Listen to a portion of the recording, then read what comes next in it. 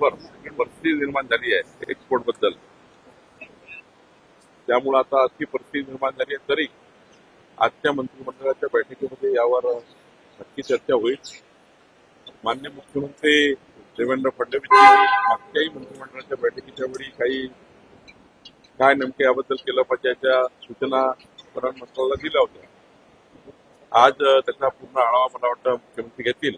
निश्चितपणे कांदा उत्पादक शेतकऱ्यांना न्याय मिळेल ही भावना आमची आहे.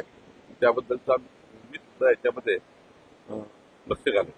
शेतकरी कर्जमाफी जून महिन्यात सरकार करणार होती. हा जून महिना सुरू झालेला आहे. महायुतीमध्ये जर काही पोलीस फॉर्म भरला असेल तरी आम्ही सक्षम आहोत त्यांना समजवण्याला.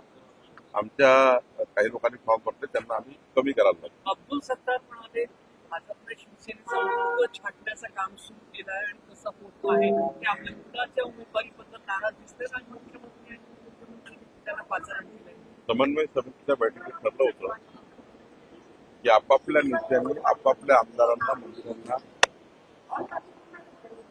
काही मीडियावर बोलण्यापूर्वी आपल्या नेत्याची परवानगी घ्यावी.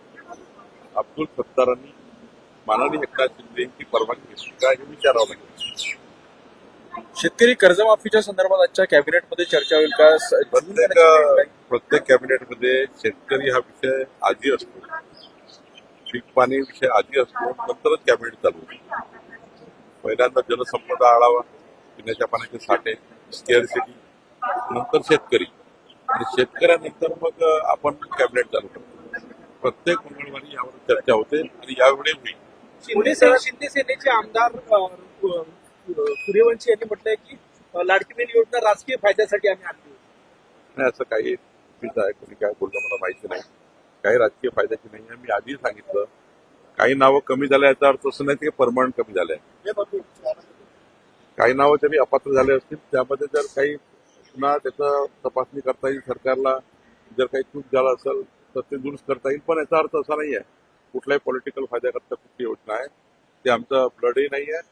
एखादी योजना केली की समाजाच्या शेवटच्या गरीब माणसाच्या कल्याणाकरता असतं. त्यामुळे करू. पोलीस दलामध्ये जे काही बदल्या होत आहेत त्यामध्ये कुठेतरी महिला अधिकारी अन्याय होतो असा आरोप आयपीएस अधिकारी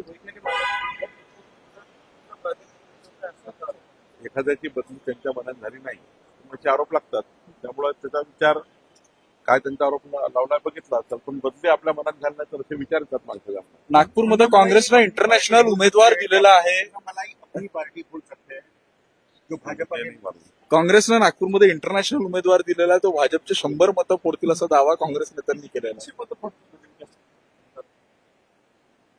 निवडणुकीच्या निकालात दिसेल. बाजूला